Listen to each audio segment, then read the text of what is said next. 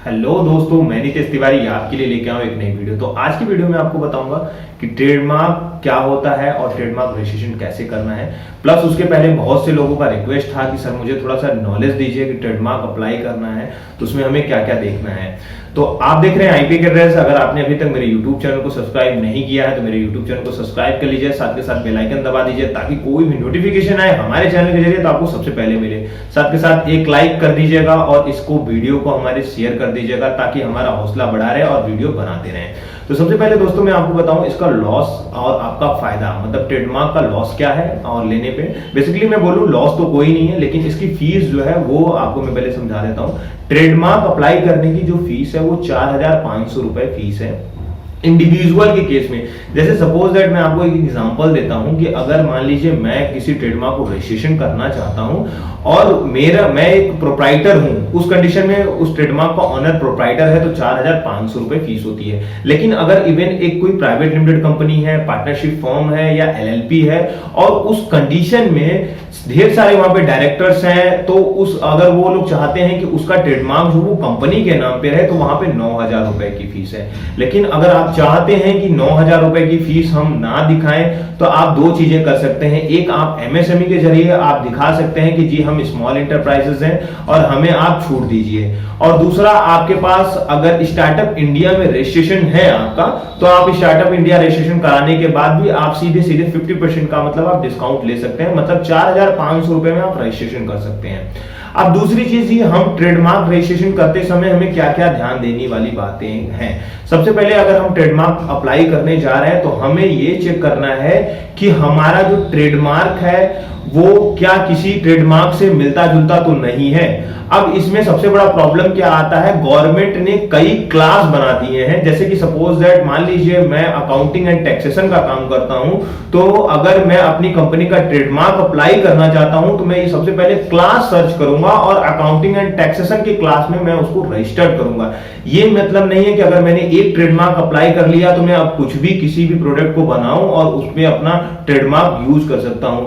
मैं जिस particular class के लिए अप्लाई कर रहा हूं और जिस पर्टिकुलर क्लास के लिए मुझे मिला हुआ है उसी के लिए मुझे यूज करना है। तो सबसे पहले हम अपने ट्रेडमार्क को सर्च करेंगे। मैं आपको वीडियो में लिंक दे देता हूं कि कैसे कैसे आपको सर्च करना है। दूसरी चीज ये है कि हमें अपने प्रोडक्ट का क्लास पता करना है कि हमारा जो प्रोडक्ट है उसका क्लास क्या है। हम जैसे सपोज कोई भी काम करते हैं उसका गवर्नमेंट ने क्लास दे रखा है, तो हमें सबसे पहला काम यही है कि हमें क्लास और प्लस हमारा ट्रेडमार्क कितना % मिलने का चांस है वो देखना है। अदरवाइज हमें तभी अप्लाई करना है और उसके पहले अप्लाई नहीं करना है। दूसरी चीज, अब इसमें एग्जांपल ये है कि हमने जी 4,500 रुपए दे दिया, क्या हम ये ट्रेडमार्क खुद से अप्लाई कर सकते हैं? बिल्कुल आप खुद से अप्लाई कर सकते हैं। हमारी वीडियो देख के आपके पास डिजिटल सिग्नेचर जरूर होना चाहिए। अगर आपके पास डिजिटल सिग्नेचर नहीं है तो आपको किसी अटॉर्नी की हेल्प लेनी पड़ेगी।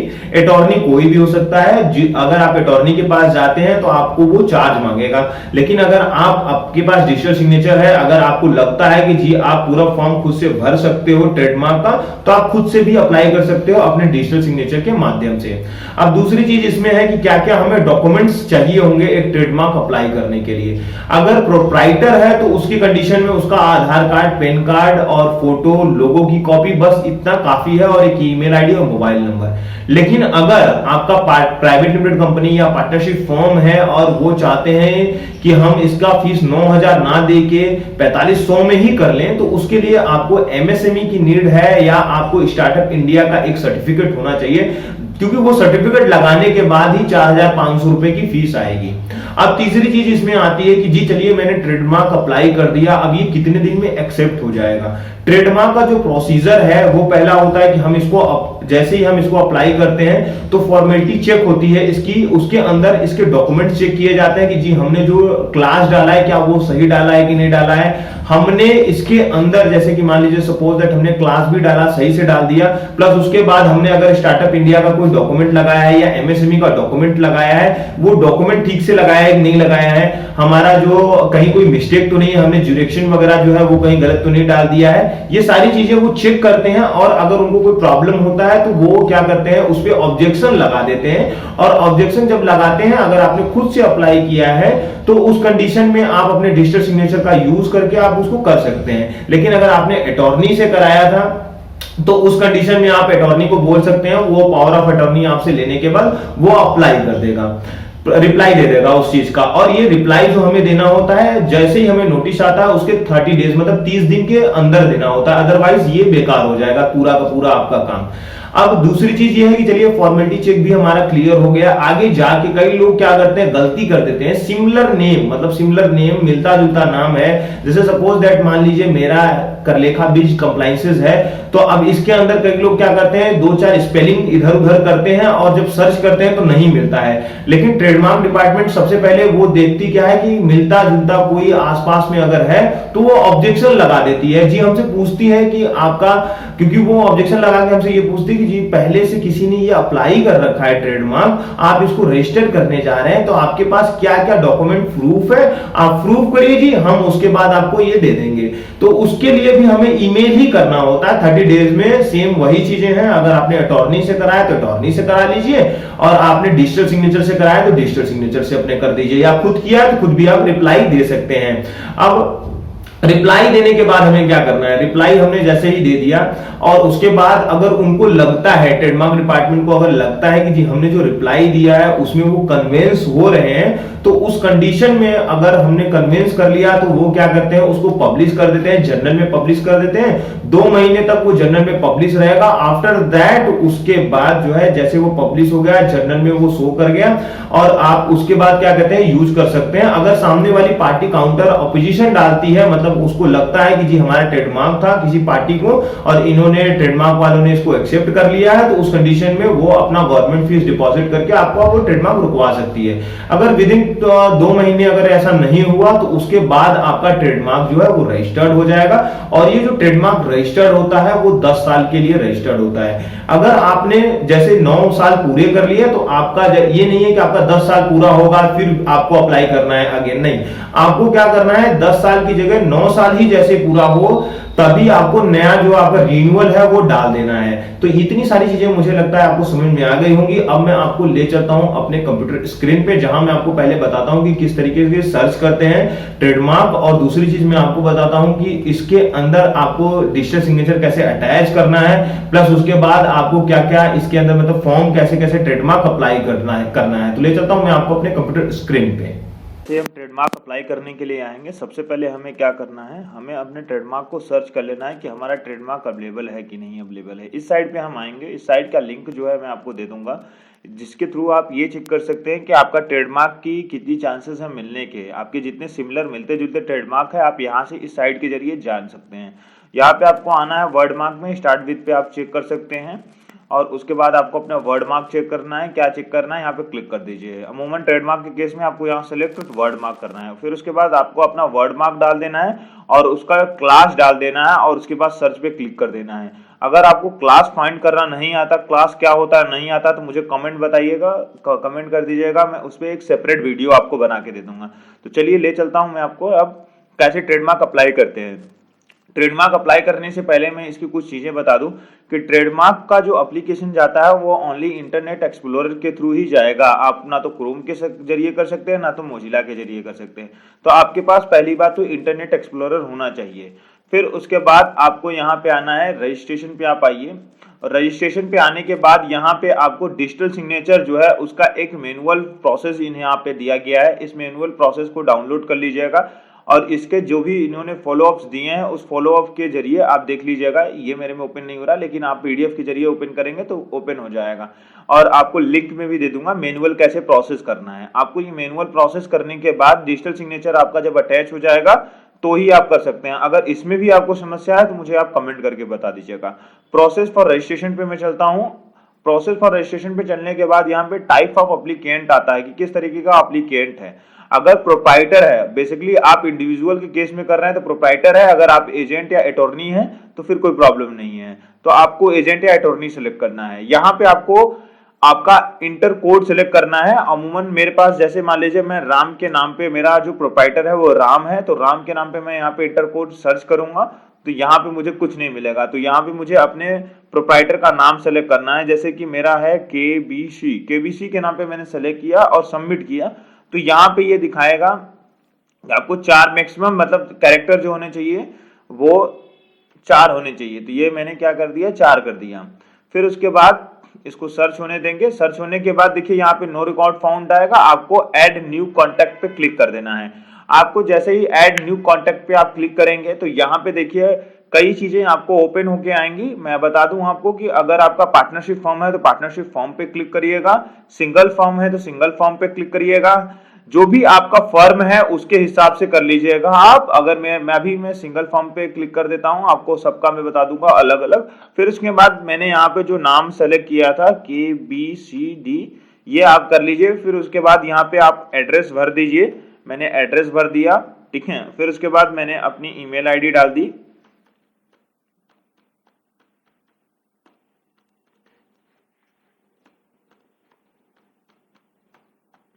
ईमेल आईडी अपनी डाल देंगे। ईमेल आईडी डालने के बाद हमें यहाँ पे क्या करना है, अपना कंट्री चूज कर लेना है। फिर अगर आपके पास कुछ और लीगल स्टेटस का मतलब मैं बता देता हूं आपका, अगर प्रोप्राइटर है तो वहां पे प्रोप्राइटर का लीगल स्टेटस आएगा, इंडिविजुअल का भी डाल सकते हैं, प्रोप्राइटर भी डाल सकते हैं। उसके बाद आपको इसको सबमिट कर देना है।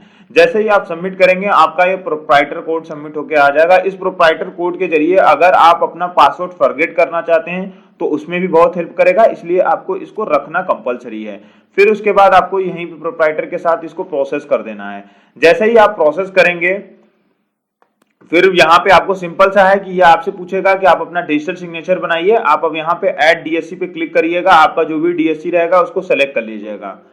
फिर उसके बाद जैसे ही आप डीएससी सेलेक्ट कर लेंगे, आगे का प्रोसेस बता देता हूं मैं आपको कि आपको डीएससी सेलेक्ट करने के बाद क्या करना है। यहाँ पे कि आपका यूजर नेम चाहिए। यूजर नेम आप देख लीजिएगा कि पहले अवेलेबल है कि नहीं। जैसे मैंने क्या किया, यहाँ पे मैंने टाइप कर दिया KBCD। अब मैं यहाँ पे चेक करूंगा कि मेरा यूजर नेम जो है अवेलेबल है कि नहीं है। यूजर नेम अवेलेबल, जैसे ये यूजर नेम अवेलेबल है तो आप ये यूजर नेम रख लीजिएगा।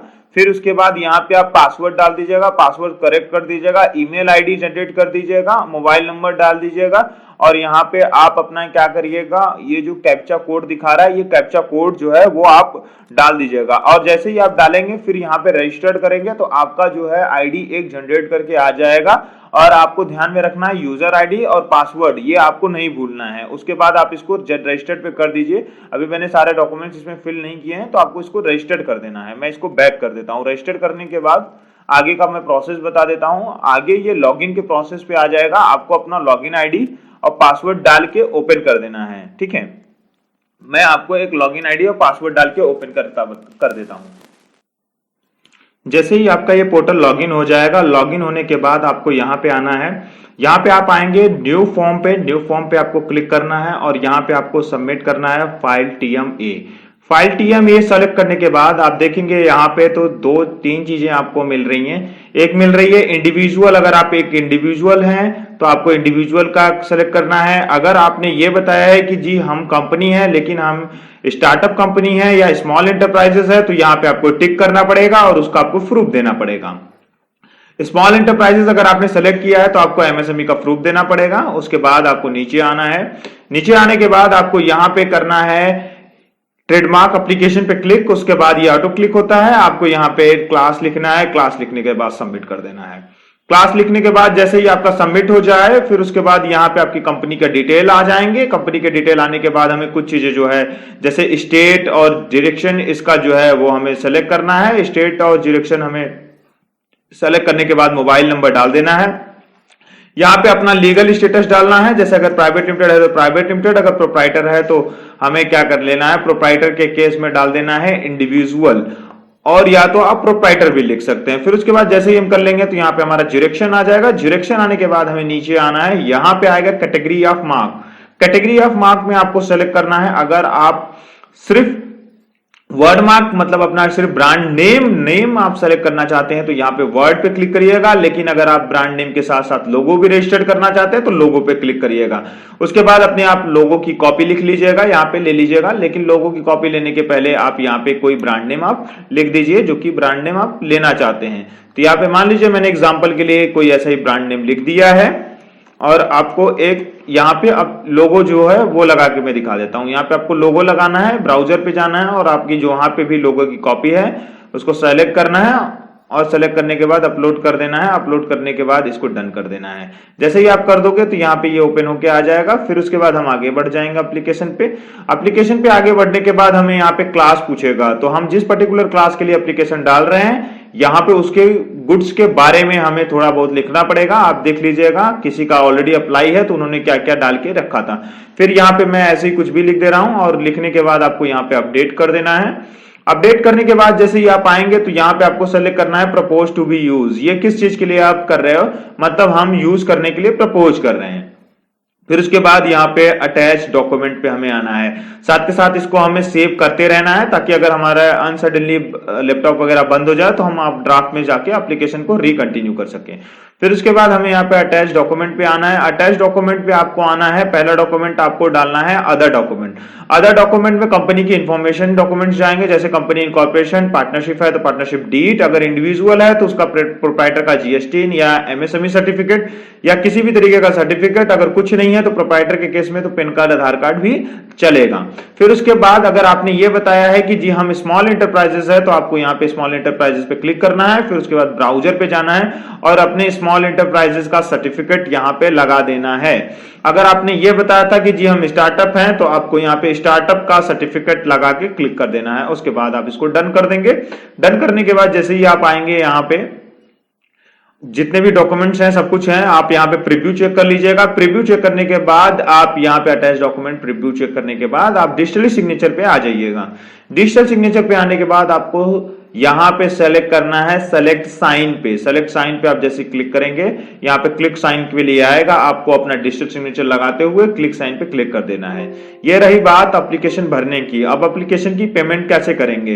एप्लीकेशन का पेमेंट करने के लिए मैं सबसे एक छोटा सा टिप्स दूंगा आपको कि एप्लीकेशन का जो पेमेंट है, देखिए पूरा फॉर्म जो भरा वो मैंने इंटरनेट एक्सप्लोरर पे भरा है, लेकिन जब मैं क्योंकि इंटरनेट एक्सप्लोरर के अलावा इसका फॉर्म कहीं और आप फाइल नहीं कर सकते हैं क्योंकि डिजिटल सिग्नेचर अटैच नहीं होगा।